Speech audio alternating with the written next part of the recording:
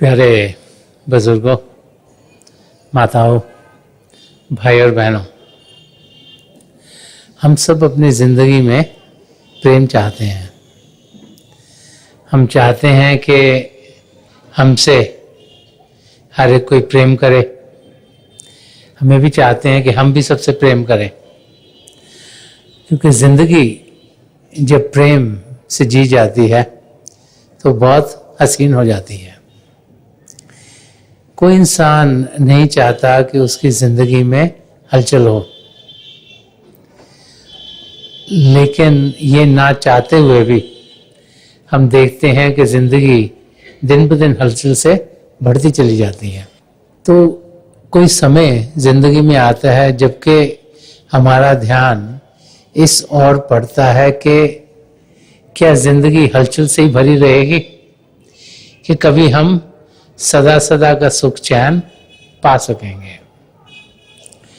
जब हम ध्यान से अपनी ओर देखते हैं, ध्यान टिकाते हैं कि किस किस्म से हमारी ज़िंदगी चल रही है, तो हम देखते हैं कि हमारा सारा समय सुबह से रात तक बाहर की चीज़ों में ही लगा रहता है।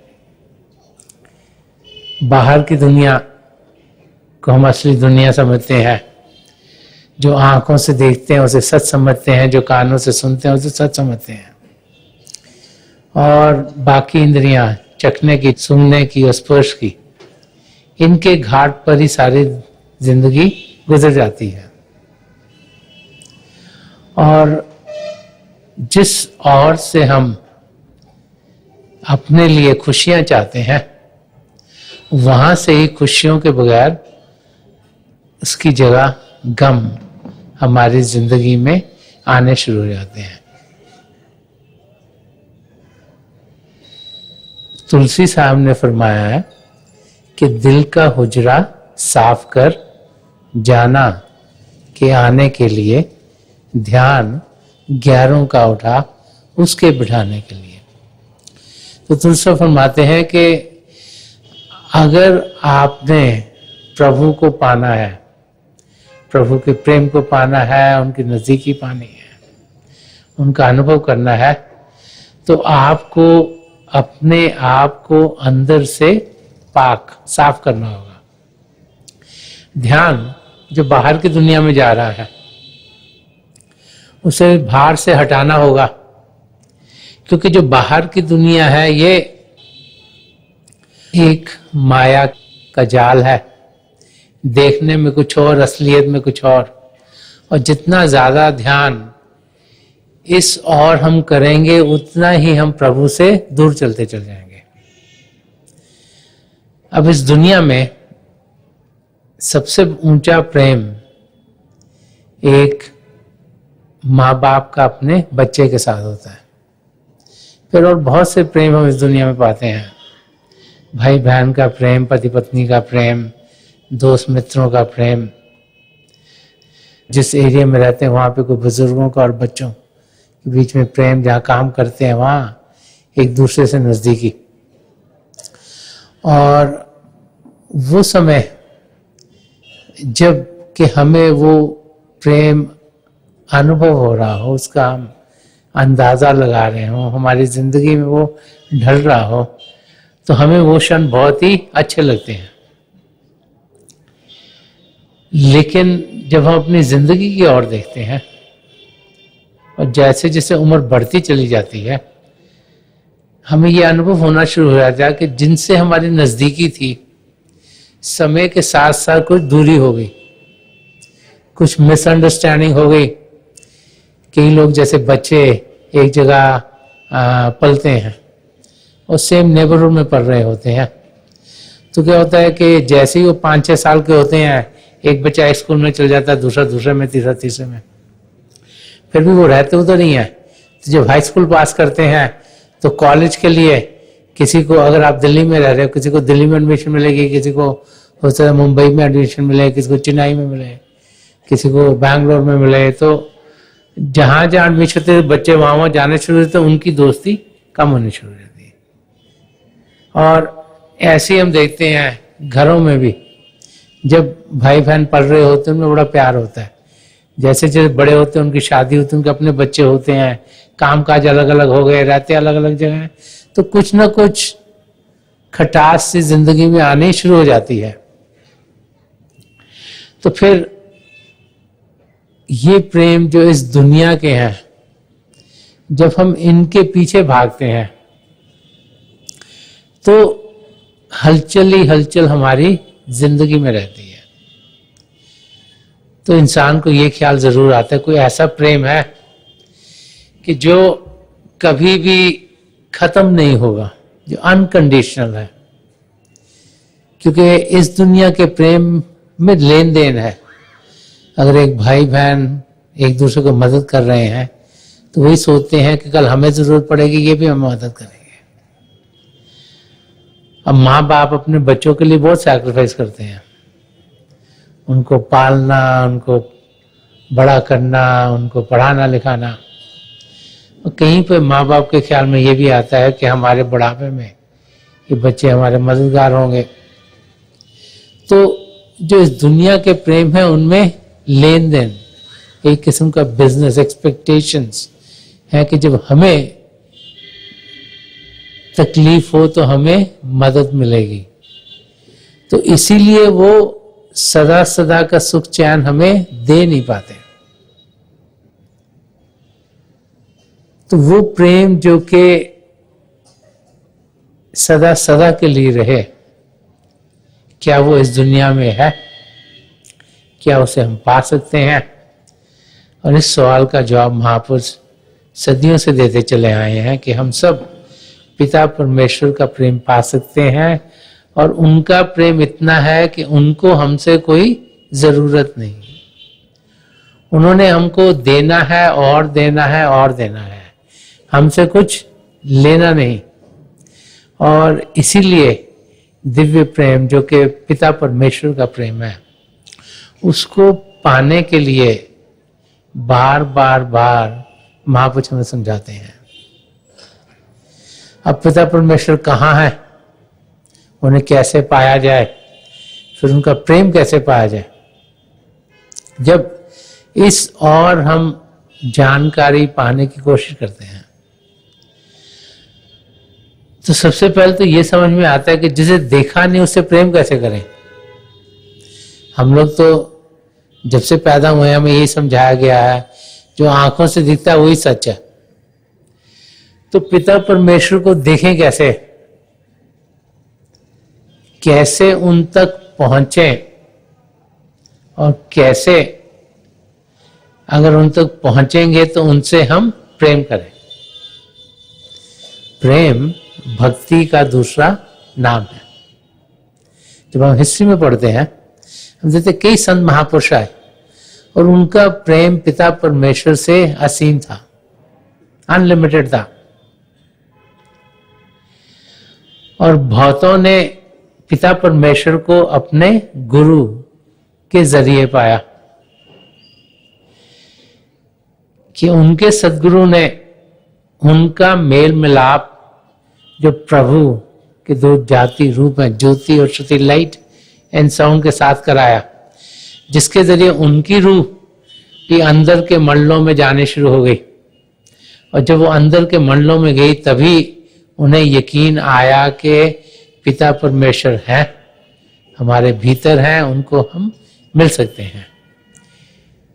मीराबाई, जिन्हें बहुत से लोग सोचते हैं कि कृष्ण जी महाराज की पुजारन थी, जब उनकी जिंदगी में संत रविदास जी महाराज ने देन दी, उनका शिव नेत्र खोला, उनको अंदर के मंडलों में रसाई करवाई, उनकी आत्मा को उड़ान दी, तो उन्होंने यही कहा कि मीरा मन मानी सूरज सैल आसमानी। तो मीराबाई ने फरमाया कि मेरा मन तब माना कि पिता परमेश्वर हैं, अंदर हैं, जब मैं अंदर की दुनिया में पड़ी कि अंदर की दुनिया प्रेम की दुनिया है, अंदर की दुनिया खूबसूरती से भरपूर है, अंदर की दुनिया असली दुनिया। जब तक उस दुनिया में हम कदम नहीं बढ़ाते तब तक सिर्फ बाहर की दुनिया को असली समझ के ही हम इंसान जीता रहता है। तो महापुरुष समझाते हैं कि वैसा जीना एक स्वप्न लेना है, जब ड्रीम स्टेट में इंसान होता है, जब स्वप्न लेता है, तो उसको सब चीज असली दिखाई देती है। लेकिन जैसे ही वो स्वप्न से उठता है, उसे मालूम होता है कि ये स्वप्न था। तो जितनी देर तक हम मन इंद्रियों के घाट तक ही जीते रहेंगे, हर एक चीज दुनिया की हमें सही और असली दिखाई देगी। जैसे ही इस शरीर से ऊपर उठेंगे तो हमारी आत्मिक जागृति होगी, असलियत क्या है हमारे सामने खुलनी शुरू हो जाएगी। तो प्रभु को जानना, उन्हें पहचानना, जब हम हिस्ट्री की ओर ध्यान देते हैं, ये बहुत से भाई बहनों ने अपने सदगुरु के जरिए पाया। इसीलिए अपने सदगुरु की महिमा वो बहुत ज्यादा करते हैं कि हम इन आंखों से, इन कानों से, इंद्रियों के जरिए सिर्फ अपने गुरु को देख सकते हैं, जान सकते, पहचान सकते हैं। और उन्होंने अगर हम पर दया मेहर की, ये शिव नेत्र को खोला, 10वां द्वार खोला, हमें अंदर की दुनिया में जाने का रास्ता दिखाया, तो फिर उनके जरिए हम प्रभु तक पहुंच पाए। और अंदर की दुनिया जो कि हसीन है, जो खूबसूरत है, जो प्रेम से भरपूर है, उसके बारे में महापुरुषों की जब राइटिंग्स पढ़ते हैं तो बहुत कुछ मिलता है। संत दर्शन सिंह जी महाराज ने एक जगह फरमाया कि खाक से ताबा क्या कशा, हमने तो जब किया सफर, इश्क मिला कदम कदम, हुस्न मिला नजर नजर। कि जब उनका कि मैं शरीर से ऊपर उठा और अंदर की दुनिया में गया, तो हर एक कदम पर मुझे प्रभु का प्रेम मिला और हर एक नजारा और भी खूबसूरत दिखाई दिया।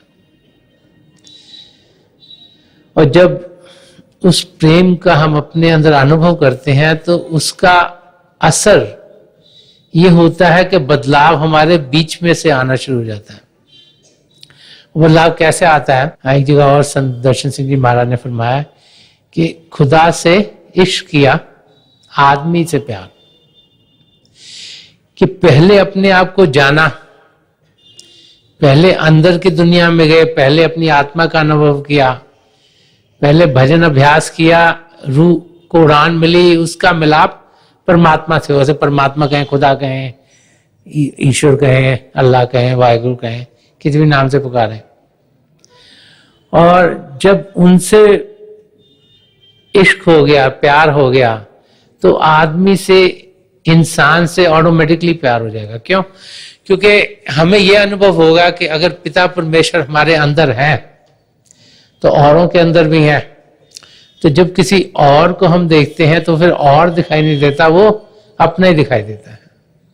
तो जिंदगी में चेंज, ट्रांसफॉर्मेशन खुद ब खुद हो जाती है। तो हम ऐसी जिंदगी जीना शुरू कर देते हैं जिसमें कि हर एक अपने लगना शुरू हो जाता है। क्यों? क्योंकि हर एक के अंदर हमें प्रभु के रूप के दर्शन होते हैं। वो स्टेट तब आती है जब अपने अंदर हम पिता परमेश्वर की जानकारी पाए। तब होगा जब रूह सिमटेगी। इस समय तो रूह सारे शरीर में बिखरी हुई है, और जब वो सिमटती है, जब हम ध्यान टिकाते हैं तो यहाँ शिव नेत्र 10वें द्वार पर सिमटती है। और हिस्ट्री में जब महापुरुषों की टीचिंग्स को हम पढ़ते हैं तो उनके अनुभव क्या क्या हुए, उन्होंने उन्हें बयान किया हुआ है।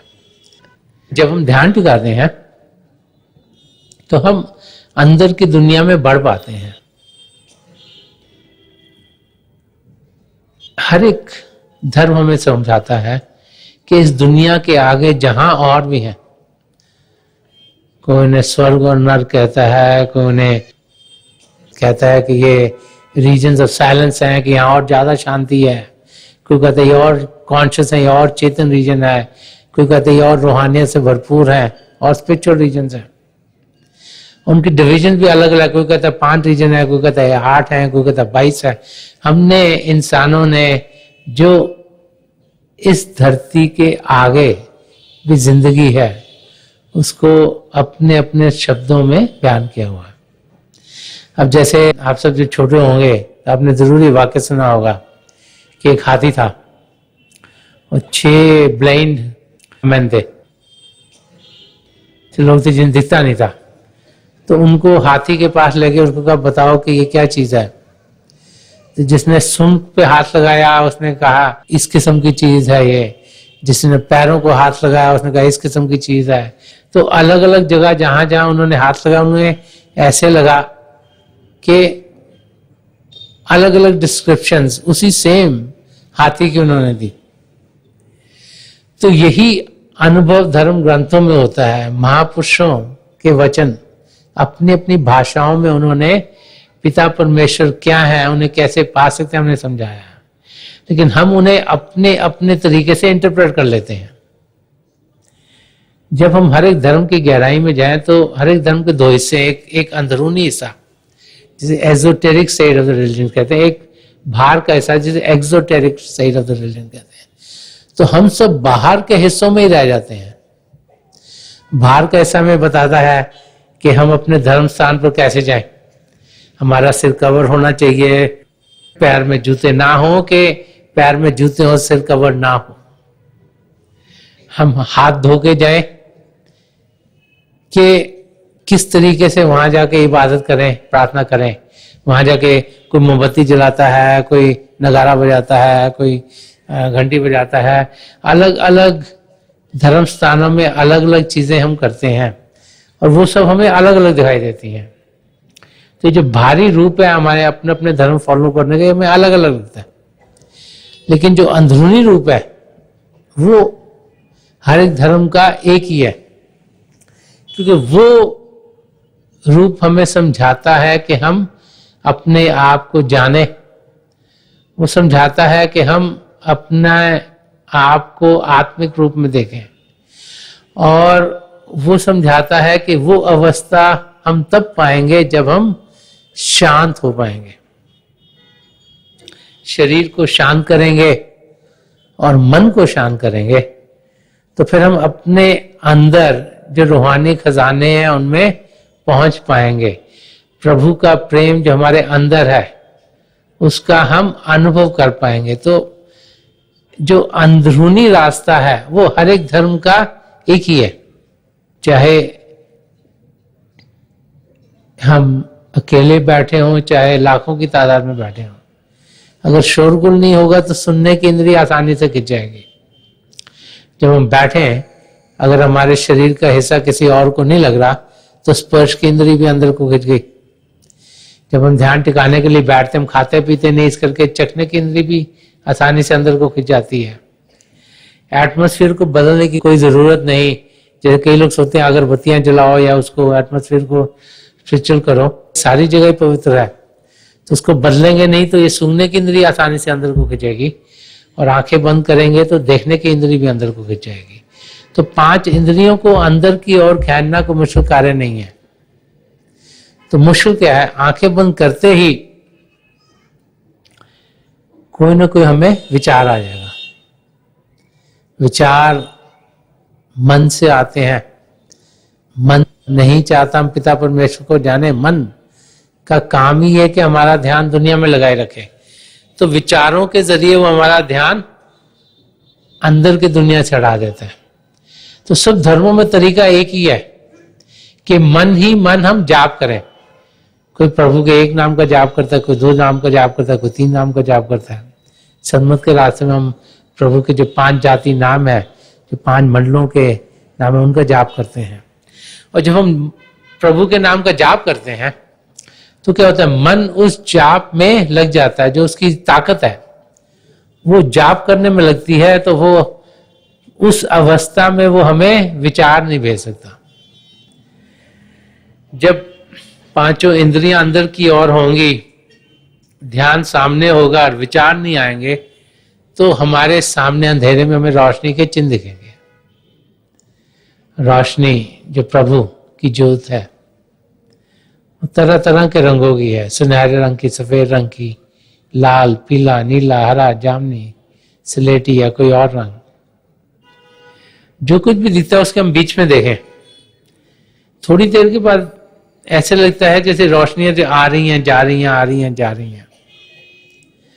अब जैसे जैसे आपका ध्यान टिकता चल जाएगा, समय के साथ आपको अनुभव होगा रोशनियां टिक गई हैं। लेकिन हो क्या रहा है कि रोशनी तो कहीं बाहर से आ नहीं रही, प्रभु की ज्योत आप सबके अंदर है। जब हम ध्यान टिकाते हैं, जब विचार रुक जाते हैं, रोशनी हमें टिकी हुई लगती हैं। जब ध्यान टूट जाता है तो हमें बीच में अंधेरा दिखता है, तो ऐसा लगता है लाइट आई चली गई, लाइट आई चली गई। और जैसे जैसे हम अभ्यास ज्यादा करते जाते हैं, रोशनियां और हमें लगनी शुरू हो जाती है, टिक रही हैं, क्योंकि हमारा जो कंसंट्रेशन है वो बढ़ती चली जाती है। और फिर हम उनके आगे निकल जाते हैं। ऐसे लगता है जैसे आसमान है, उनमें पहले तो लगता है बादल बादल है, फिर ऐसे लगता है जैसे सितारे टिमटिमा रहे हों। अगर आप वहां पहुंचे तो जो सबसे मोटा या चमकीला सितारा, उसके बीच में ध्यान दीजिएगा। अब उसको पार कर जाएंगे, अंदर के चंद्रमा तक पहुंचेंगे। ये बड़े लगन से प्यार से उसमें देखेंगे, उससे भी आगे निकल जाएंगे, आपको अंदर में सूर्य के दर्शन होंगे। और जब बड़े प्यार से उसके बीच में हम देखेंगे तो हमें अपने गुरु के नूरी स्वरूप के दर्शन होंगे। जो ऐसा हो तो हम उनकी आंखों में देखें, तो जो जो हमारे लिए बेहतर है उस यात्रा पर वो हमें लेके जाएंगे। तो हमारा काम है शरीर को शांत करना, मन को शांत करना। आगे जो जो हम सबके लिए बेहतर होगा वो पिता परमेश्वर जरूर हमारी जिंदगी में डालेंगे। और जब हम अभ्यास पर बैठते हैं तो सिर्फ उस समय के लिए ही नहीं, जबकि हम बैठे हुए होते हैं, हम प्रभु के प्रेम का अनुभव करते हैं, लेकिन वो हमारे साथ कई देर तक फिर टिका रहता है। और उस प्रेम के आलम में हम एक मस्ती सी भरी हुई जिंदगी जीना शुरू कर देते हैं। प्रभु का प्रेम इतना मीठा है कि उसके मुकाबले में और कोई चीज हमें अच्छी नहीं लगती। और दिल यही बार बार करता है कि उसी मिठास को हम और पाना शुरू कर दें। और जितना ज्यादा ध्यान प्रभु की ओर हम डालते हैं, उतना ही लगन हमारी बढ़ती है और उतना ही प्रभु का प्रेम हम पाना शुरू कर देते हैं। तो उनका प्रेम हम सबके अंदर है। और जब वहां पर जागृति आती है तो अंधेरा इंसान का दूर हो जाता है, खुशियों से वो जीना शुरू कर देता है और दुख दर्द हमारे सब दूर हो जाते हैं। एक वाक्य एक केव का है। एक केव थी, धरती के अंदर थी गुफा। तो उसने सिर्फ अंधेरा ही अंधेरा जिंदगी भर में देखा था। तो किसी तरीके से जैसे वाक्य बताया जाता है, वो धरती में से बाहर निकल पाई। तो उसने बाहर देखा, बड़ी रोशनी थी और चीजें बड़ी अच्छी अच्छी से दिख रही थी। और देखा कि सूर्य की रोशनी रही तो सब चीजें बड़ी खूबसूरत थी। तो जब शाम ढलने शुरू हुई, अंधेरा होना शुरू हुआ, तो उसने सूर्य से कहा कि आपके करके तो मुझे बहुत कुछ दिखा, मैं तो जिंदगी भर कभी अंधेरे के सिवाय को देख ही नहीं था। तो सूर्य का अंधेरा क्या होता है? तो गुफा ने कहा आपको अंधेरा पता नहीं क्या होता है? सूर्य ने कहा नहीं, मैंने तो कभी अंधेरा देखा नहीं। तो गुफा ने कहा अच्छा आप मेरे मिलने आना, तो जहां मैं रहती हूँ ना वहां बहुत अंधेरा ही अंधेरा है, तो मैं आपको अंधेरा दिखाऊंगी क्या होता है। तो सूर्य ने कहा अच्छा ठीक है मैं आऊंगा किस दिन। तो एक दिन सूर्य को लगा चलो मैं देखी हूँ अंधेरा कैसा लग रहा है। तो वो जमीन के अंदर गया, गुफा को ढूंढा और जहां जहां जाए वहां रोशनी रोशनी। तो उसने गुफा को कहा हमें आगे मुझे अंधेरा दिखाओ। लेकिन गुफा अंधेरा क्या दिखाती, जहां सूर्य था वहां रोशनी खुद ब खुद होनी थी। तो जब हम अंदर की दुनिया में बढ़ते हैं तो अंदर से जब हम जगमग जगमग होते हैं तो बाहर की दुनिया खुद ब खुद हसीन लगनी शुरू हो जाती है। क्योंकि जहां सूर्य निकल आया वहां अंधेरे का कोई काम नहीं, और जहां प्रभु से मेल मिलाप हो गया वहां किसी और चीज की हमें जरूरत नहीं। जिंदगी भर हम दुनिया में चीजें ढूंढते रहते हैं। कभी कहते हैं साइकिल मिल जाए, साइकिल मिल गई, लगे स्कूटर मिल जाए, स्कूटर मिल गया, लगे कार मिल गई, एक कार मिल गई, लगे चलो 2-4 हो जाए, अब एक SUV भी चाहिए। इच्छाएं इंसान की कभी पूरी नहीं होती और उनको पूरा करते करते ही हमारे पैर कब्र तक चल बसते हैं। और जिस चीज को हम यहाँ पाने आए हैं, जो अपने आप को जानना है और पिता परमेश्वर को पाना है, उस और ध्यान दिए बगैर ही हम इस धरती से चले जाते हैं। महापुरुष एक वाक्य मीना बाजार का सुनाया करते थे कि एक राजा था, वो साल में एक बार अपनी सारी प्रजा को बुलाता था। वो कहता था कि ये महल में ये बड़ा सा हॉल है, इसमें जो भी चीजें पड़ी हैं एक एक चीज आप सब लेके जा सकते हो। तो वहां पे बहुत से गलीचे, बहुत सा फर्नीचर, बहुत से लैंप्स, हीरे जवाहरात, कपड़े, बहुत सी चीजें पड़ी होती थी। तो भी हर एक जो भी सिटीजन था उस राज्य का, वो आके एक एक चीज लेके जा सकता है। तो सुबह 10 बजे जैसे वे बाजार खुलता था, शाम के 5 बजे तक खुला रहता था। तो राजा देख रहा था कि क्या हो रहा है। 4 बजे करीब उसने देखा कि बहुत सी चीज चली गई। भाई एक लड़की है छोटी सी, वो घूम रही, कोई चीज उठा नहीं रही। तो राजा लड़की के पास गया, उसने कहा कि तुम्हें मालूम है 1 घंटे में ये बाजार बंद हो जाएगा, जो तेरे को अच्छा लगता है तू ले ले। तो लड़की ने राजा से पूछा कि ये सब चीजें किसकी हैं? तो राजा ने कहा ये मेरी हैं, मैं राजा हूं, ये सब कुछ मेरा है। तो लड़की ने अपना हाथ राजा के सिर पर रख दिया कि मैं तो तुम्हें लूंगी। हमारे सबके अंदर पिता परमेश्वर बसे हुए हैं, हम उनके ऊपर हाथ नहीं रखते। हम रात रखते हैं, कभी ये चीज मांग लेते हैं, कभी वो चीज मांग लेते हैं, कभी वो चीज मांग लेते हैं। इवन जब महापुरुषों के पास भी जाते हैं तो उनसे मांगते क्या है? कहते हैं जी हमारा नानी या दादी बीमार है, वो ठीक हो जाए, बच्चों के एग्जाम है वो पास हो जाए, हमारी लड़की की शादी नहीं हो रही, इसकी शादी हो गई, और लड़के की शादी हो गई, इसका बच्चा नहीं अब हो रहा, इसका बच्चा हो जाए, और दुनिया की चीजें मांगते रहते हैं। संत कृपाल सिंह जी महाराज फरमाते थे, वो कहते थे कि अगर मैं यहाँ बैठा हुआ हूँ इधर, अब मेरे बाहर एक यहाँ डॉक्टर बैठा हुआ हो, और एक बैठा हुआ हो बैंकर, और एक बैठा हुआ हो वकील, तो कहते हैं कि बहुत से लोग जो आते हैं वो तो डॉक्टर से ही अपनी बाहर की बीमारी ठीक करा के चले जाएंगे। कोई और आएंगे जिनको पैसों की जरूरत है, वो बैंकर को मिलकर चले जाएंगे। कोई और आएंगे जिनके प्रॉब्लम चल रही हैं, कोई केसेस हैं, वो वकील को मिलकर चले। कोई कोई है जो मेरे तक आता है। तो पिता परमेश्वर हम सबके भीतर है, कोई कोई है जो उन तक कदम बढ़ा पाता है, लेकिन वो हम सबके लिए, ये हमारा बर्थ रेट है कि हम पिता परमेश्वर को जाने। हम इस धरती पर आए इसलिए ताकि हम अपने आप को जान सकें और पिता परमेश्वर को पा सकें। और जब अपने आप को सही रूप में जानेंगे तो हम देखेंगे कि हम एक आत्मा है, चेतन है, प्रभु का अंश है, प्रभु के प्रेम से भरपूर है।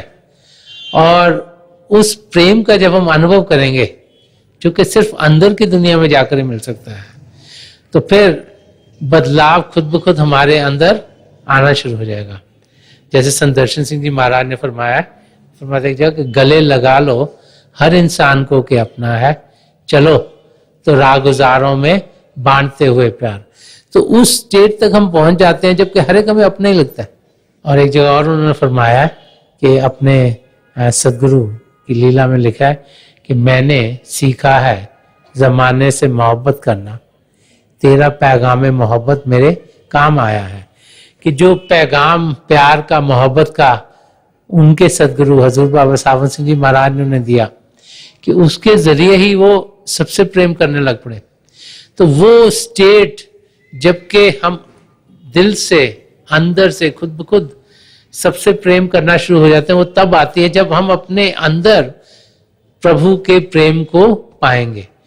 वो प्रेम सदा सदा के लिए रहने वाला है, वो प्रेम कभी कम नहीं होगा। प्रेम ऐसा है कि जब औरों में बांटते हैं तो और बढ़ता चला जाता है, और बढ़ता चला जाता है, और बढ़ता चला जाता है, उसमें कभी कमी नहीं आती। और उस प्रेम का हमें अनुभव करना है। सुदर्शन सिंह जी महाराज ने एक जगह और फारसी में फरमाया, जिसको इंग्लिश में वो ट्रांसलेट उन्होंने करा था कि I have no friend except my beloved, I have no work except his love. कि मेरा इस दुनिया में अपने सदगुरु, अपने सच्चे मित्र या पिता परमेश्वर के सिवाय कोई दोस्त नहीं, और उनको प्रेम करने के सिवाय मुझे कोई काम नहीं। तो जब इस अवस्था में हम पहुंचते हैं, जबकि हमारा सारा ध्यान पिता परमेश्वर की ओर होता है, तो फिर जो जिंदगी का मकसद है वो हमारा पूरा होता है। पिता परमेश्वर को हम सब पा सकते हैं, वो हमसे दूर नहीं, हमें सिर्फ ध्यान उनकी ओर करना है। सुदर्शन सिंह जी महाराज ये भी फरमाया करते थे कि मिलेगा रूह को परवाज दे के देख जरा, करीब है उसे आवाज दे के देख जरा। कि पिता परमेश्वर हमें जरूर मिलेगा, हमने क्या रूह को उड़ान देनी है, शरीर से ऊपर उठना है, अंदर की दुनिया में बढ़ना है। वो हमारे बहुत करीब, हमारे भीतर है, इससे करीब तो हो ही नहीं सकते, लेकिन हमें उन्हें दिल से पुकारना है, सिंसैरिटी से पुकारना है, एक लगन से पुकारना है। जब एक लगन पिता परमेश्वर को पाने की हमारे अंदर जागृत होती है, तो फिर हम जरूर उनको इसी जिंदगी में जान सकते हैं, पहचान सकते हैं, अपनी आत्मा का मिलाप उनमें करवा सकते हैं।